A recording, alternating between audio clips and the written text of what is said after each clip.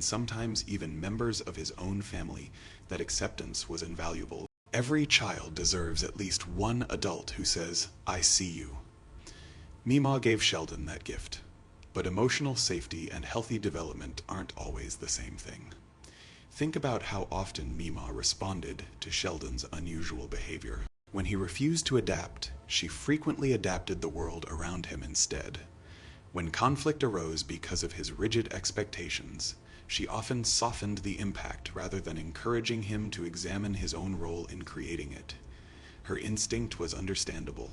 Sheldon struggled in ways his siblings did not. Protecting him felt compassionate, yet protection has a hidden cost when it becomes a substitute for preparation. Psychologists sometimes refer to this as over-accommodation. In trying to reduce someone's immediate distress, caregivers unintentionally reduce opportunities to develop emotional flexibility. The child learns that discomfort should be removed rather than managed. Over time, resilience grows more slowly because the environment continually adjusts first. That is a subtle lesson, but Sheldon absorbs it repeatedly. His exceptional intelligence already sets him apart from everyone around him. He knows he thinks differently, and the adults in his life constantly remind him of it. Meemaw, perhaps more than anyone, reinforces the idea that his uniqueness deserves special treatment. While that affirmation protects his confidence, it also risks strengthening another belief, that exceptional ability naturally exempts him from expectations placed on everyone else. That is where love begins to drift into favoritism, not intentional favoritism, protective favoritism. Whenever family members ask Sheldon to compromise, Meemaw often becomes the person most willing to explain why compromise might be unreasonable. In his case, she understands the reasons behind his behavior, and understanding gradually becomes excusing. Instead of separating explanation from justification, the two quietly merge.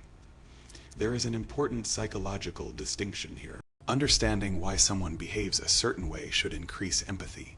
It shouldn't eliminate accountability. The healthiest caregivers manage to hold both ideas at once. They acknowledge genuine struggles while still teaching that every person has responsibilities toward others. Meemaw often excels at the first part. The second becomes inconsistent, and Sheldon notices. Children are extraordinarily sensitive to patterns of reinforcement.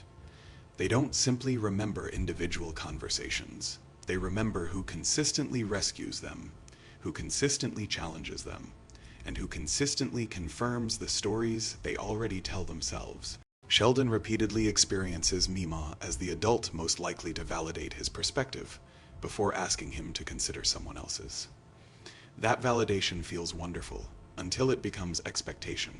As Sheldon grows older, one of his defining characteristics becomes the belief that logic alone should determine how other people respond to him. Emotional needs frequently appear secondary to intellectual correctness. While many influences contribute to that worldview, Meemaw's unwavering protection sometimes strengthens it. She teaches him that being understood is essential, but she doesn't always teach him that understanding must flow in both directions. That is the difference between acceptance and reciprocity. Acceptance says, "I love you exactly as you are." Reciprocity adds, "and because I love you, I'll help you become someone who can love others well." Meemaw mastered the first lesson. The second was far more complicated. None of this diminishes the extraordinary comfort she provided Sheldon during some of the most confusing years of his life. In many respects, she was exactly the grandmother he needed. But even the healthiest relationships contain blind spots, and Meemaw's greatest blind spot was believing that protecting someone's feelings was always kinder than challenging their behavior. For Sheldon, that meant growing up with remarkable confidence in his own mind, but less practice understanding the minds and hearts of everyone else. And as significant as that influence was, it becomes even more heartbreaking when you compare it to the grandchild, who didn't receive nearly the same emotional investment. Because while Sheldon was consistently seen, Missy slowly learned what it felt like to become invisible. The cruelest form of emotional neglect isn't being unloved. It is growing up beside someone who receives exactly the kind of attention you quietly needed yourself. That is the story hiding inside Meemaw and Missy's relationship. Unlike Sheldon, Missy rarely demanded attention. She wasn't constantly pulling adults into intellectual debates or creating family-wide crises. She understood social situations naturally, made friends with ease, and developed the kind of emotional intuition that helped her survive inside a household revolving around other people's needs. From the outside, she looked like the child who required the least support. In reality, she may have needed it the most. Children like Missy are often described as easy. Psychologically, that is a dangerous label. An easy child isn't necessarily a secure child. More often, it is a child who learns that expressing fewer needs earns more approval. They become adaptable, emotionally observant, and remarkably independent. Not because those traits come naturally, but because they've discovered that someone has to keep the emotional balance when everyone else is consuming it. Missy becomes exactly that child. Meemaw clearly loved her granddaughter. There are moments of affection, warmth, and genuine connection throughout the series. But compare the emotional energy Meemaw invests in Missy with the attention she pours into Sheldon, and the imbalance becomes impossible to ignore. With Sheldon, Meemaw actively enters his world. With Missy, she often expects Missy to enter hers. That is a subtle but profound difference. When Sheldon struggles, Meemaw investigates. She asks questions, she intervenes, she becomes his advocate. His emotions trigger action.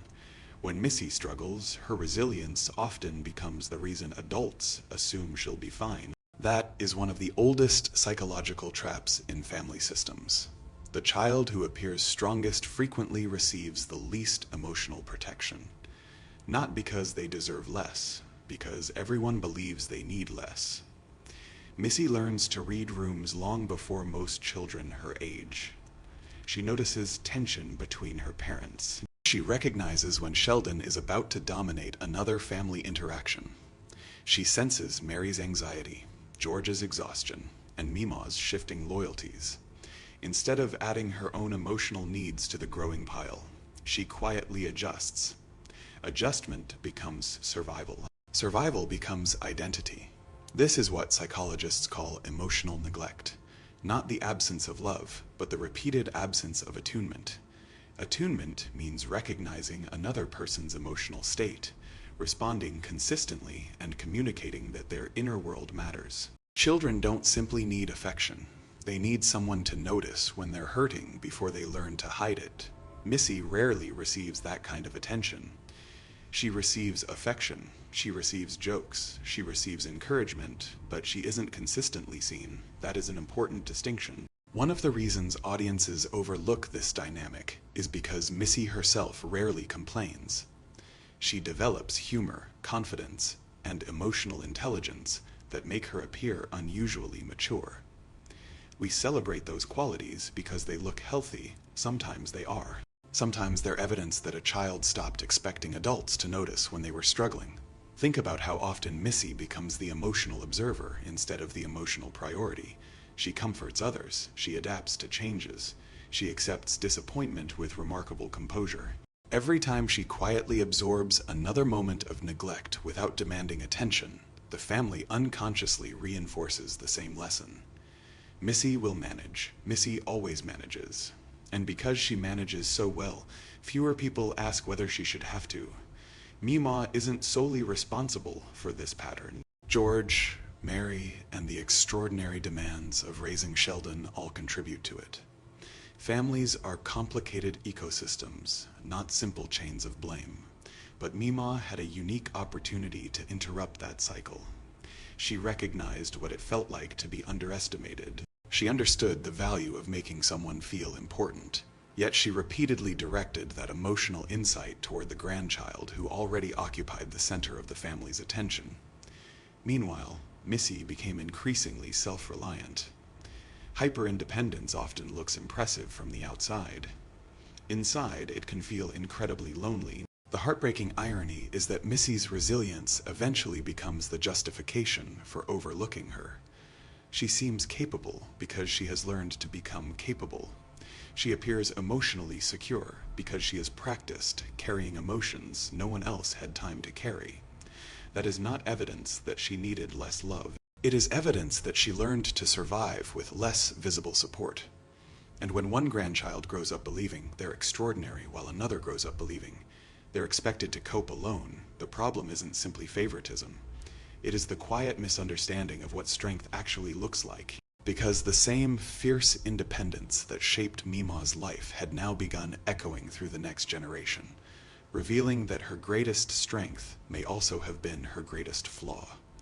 Everyone admired Meemaw because she never seemed to need anyone. The tragedy is that, after a while, she stopped believing she was allowed to. From the very beginning of young Sheldon, Meemaw is defined by one unmistakable quality: independence. She has her own home, her own routines, her own opinions, and her refuses to let age, family expectations, or social judgment dictate how she should live. It is one of the reasons audiences instantly gravitate toward her. In a world filled with people constantly seeking approval, Meemaw appears completely free. But freedom and emotional self-sufficiency aren't always the same thing. Sometimes what looks like strength is simply loneliness that has become efficient. There is a psychological concept known as hyper-independence. It describes people who become so accustomed to relying only on themselves that accepting help begins to feel uncomfortable. Even threatening, this mindset usually doesn't develop because someone enjoys being alone. It develops because experience teaches them that dependence carries risk. If trusting others once led to disappointment, abandonment, or grief, self-reliance begins to feel safer than connection. Meemaw embodies that pattern with remarkable consistency. She takes pride in solving her own problems. She resists being told what to do. She keeps emotional control by making sure no relationship ever becomes essential to her sense of stability. Even when people genuinely want to help, her instinct is often to prove she doesn't need it. At first, that is admirable. Over time, it becomes isolating. Notice how frequently Meemaw defines herself through what she refuses to do. She won't be controlled. She won't be pitied. She won't become dependent. She won't surrender her autonomy. Those boundaries are understandable, especially for a woman who has survived loss, raised a family, and spent decades proving her resilience. But identity built around resistance eventually creates its own prison. When your primary goal is avoiding vulnerability, every act of closeness begins to feel like a potential threat. That is why Meemaw often struggles when relationships evolve beyond casual affection. Casual affection is safe. It asks very little. Deep intimacy is different. It requires admitting fear, accepting uncertainty, and trusting another person with parts of yourself that can be hurt. Those are precisely the experiences hyper-independent people spend years learning to avoid. The irony is almost impossible to miss. Meemaw desperately values connection. She simply insists on experiencing it without surrendering control. That emotional equation rarely works. Every meaningful relationship eventually reaches a point where one person must say, "I can't do this alone." For some people, that is an invitation to deeper intimacy. For Meemaw, it often feels like the beginning of dependence, a state she instinctively associates with weakness rather than trust. This doesn't mean she lacks compassion. In fact, hyper-independent people are often exceptionally generous. They're willing to help others because helping allows them to remain strong. Receiving help requires acknowledging need, and need feels far more dangerous than generosity ever does. Think about how often Meemaw becomes the rescuer. She offers advice. She provides money, she opens her home, she solves immediate problems. These acts reinforce her identity as the capable one, the reliable one, the person everyone else can lean on. But relationships aren't sustained by one-sided competence. They're sustained by mutual dependence, the willingness to give and receive with equal honesty. That is the part Meemaw never fully learned. And because she never learns it, the people closest to her gradually stop expecting emotional openness from her. They admire her strength instead. They celebrate her resilience. They laugh at her refusal to bend. Without realizing it, They become participants in the very pattern that keeps her emotionally alone. The stronger she appears, the less anyone asks whether she is hurting. The less anyone asks, the easier it becomes for Meemaw to convince herself she doesn't need to answer. Eventually, performance replaces authenticity. Being the strong one stops being a choice and becomes a responsibility. The heartbreaking consequence is that Meemaw's greatest fear, losing her independence, slowly creates a different kind of loss.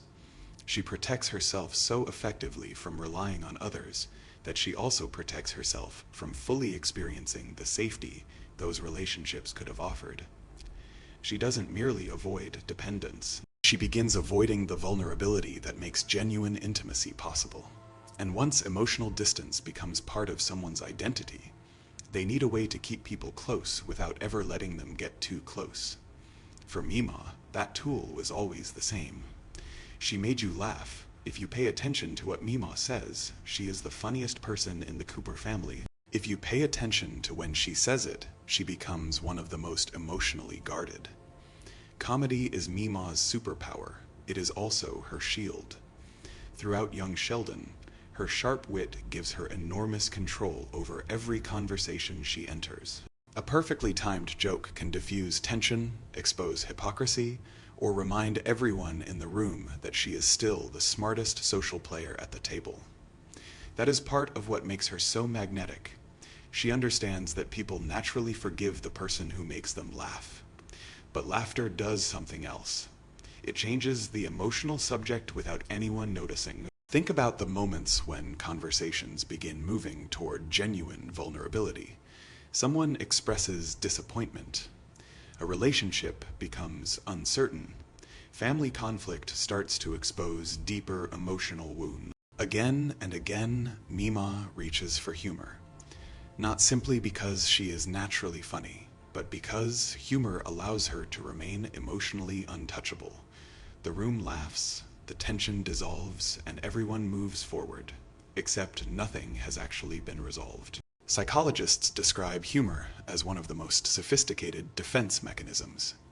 In healthy forms, it helps people endure pain without becoming overwhelmed by it. It creates perspective during difficult moments and strengthens resilience. But like every defense mechanism, it can become maladaptive when it is used to avoid emotions instead of processing them. That is where Meemaw quietly crosses the line.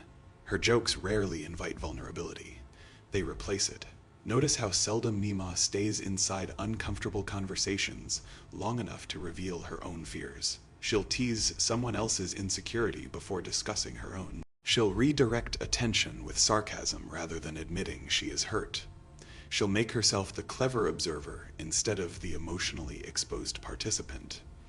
That is not accidental, it is emotional suppression disguised as confidence. Suppression differs from denial because the person usually knows what they're feeling. They simply choose not to express it. Over years, that choice becomes automatic. The joke arrives before the confession. The laugh comes before the tear. The punchline lands before anyone has a chance to ask the question that actually matters. Eventually, even the person telling the joke forgets what they were trying to hide. This pattern appears throughout Meemaw's closest relationships. With Dale, humor interrupts difficult conversations about commitment. With Sturgis, it softens emotional intensity before vulnerability can deepen. With Mary, sarcasm transforms genuine parenting disagreements into entertaining clashes of personality. With Sheldon, playful banter often becomes a substitute for challenging difficult emotional truths. Different relationships, same strategy. That is the clue. When the same emotional response appears across completely different situations, you are no longer looking at coincidence. You are looking at identity. For Meemaw, being the funny one isn't just a personality trait. It is an emotional role she has spent decades perfecting. The role protects her from pity. It protects her from appearing weak. Most importantly, it protects her from needing other people in ways that might leave her disappointed. Because people rarely ask the comedian if they're okay. They assume the comedian is doing the asking. That is one of the loneliest positions a person can occupy. The audience, both inside and outside the show, becomes part of this cycle. Every laugh rewards the behavior. Every witty comeback reinforces the idea that emotional honesty is less valuable than emotional control. We celebrate Meemaw's ability to dominate conversations without recognizing that domination and intimacy are often opposites. The more control she maintains over every emotional exchange, the less room remains for genuine connection. Real intimacy is unpredictable. Comedy is carefully controlled. One allows silence. The other fills it before silence becomes dangerous. That doesn't mean Meemaw's humor is fake. Quite the opposite. Her wit is authentic, brilliant, and deeply entertaining. It is one of the reasons she has become such a beloved television character. But authenticity in one area doesn't guarantee authenticity in every area. A person can genuinely be funny while also using that gift to avoid confronting emotions they've carried for years. The saddest part is that this strategy probably worked for most of her life. It helped her survive grief. It helped her navigate conflict. It helped her maintain dignity.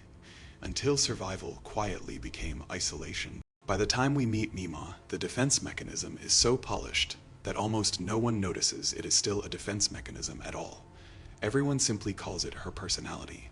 And that is exactly why neither her family nor the audience ever stopped to ask the question that should have been obvious from the beginning.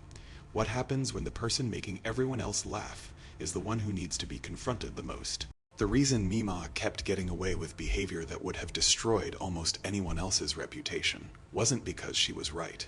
It was because she was funny. Imagine for a moment that Mary had run an illegal gambling room. Imagine George constantly ignored other people's boundaries with the same confidence Meemaw did. Imagine Dale dismissed emotional conversations with sarcasm every time someone needed reassurance. Would the audience celebrate those moments? Probably not. They'd call them irresponsible, self-centered, emotionally immature. So why does Meemaw receive a completely different verdict? The answer has surprisingly little to do with morality. It has everything to do with perception. Psychologists describe something called the Thudy-Fide halo effect, our tendency to let one positive characteristic influence how we judge everything else about a person. When someone is charming, attractive, witty, or charismatic, we unconsciously assume they possess other positive qualities as well. Their mistakes feel smaller, their intentions seem kinder. Their flaws become quirks instead of warning signs. Meemaw is a textbook example. Her confidence makes selfish decisions look fearless. Her sarcasm makes dismissiveness sound insightful. Her humor transforms conflict into entertainment before anyone has time to question who was actually hurt. You aren't just laughing at the joke, you are forgiving the behavior attached to it. That is one of television's oldest tricks. Sitcoms don't simply tell stories, they assign emotional cues. Every laugh track, every perfectly timed punchline, every reaction shot teaches the audience how to interpret what just happened. If a hurtful comment is immediately followed by laughter, your brain processes it differently than if the exact same words appeared in a dramatic scene. Context changes judgment. Take Meemaw's repeated habit of undermining authority. When she mocks Mary's parenting, it is framed as playful honesty. When she ignores rules, it is presented as refreshing independence. When she refuses to compromise, it is celebrated as authenticity. The behavior rarely changes. Only the framing does. That is why audiences often remember how Meemaw made them feel, rather than what she actually did. Feeling entertained creates emotional credit. Every joke deposits another coin into the bank.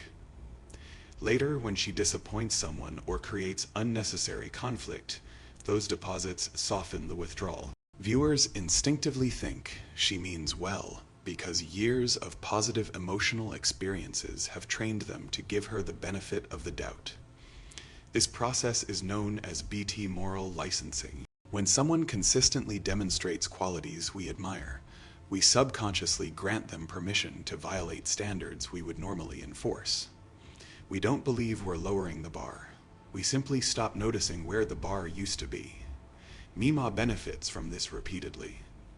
The remarkable thing isn't that she makes mistakes. Every character does. The remarkable thing is how rarely those mistakes permanently change the audience's perception of her. Contrast that with Mary. Mary can spend an entire episode sacrificing for her family, yet one overly controlling decision dominates audience discussion. George can spend years quietly supporting his children, but one emotional failure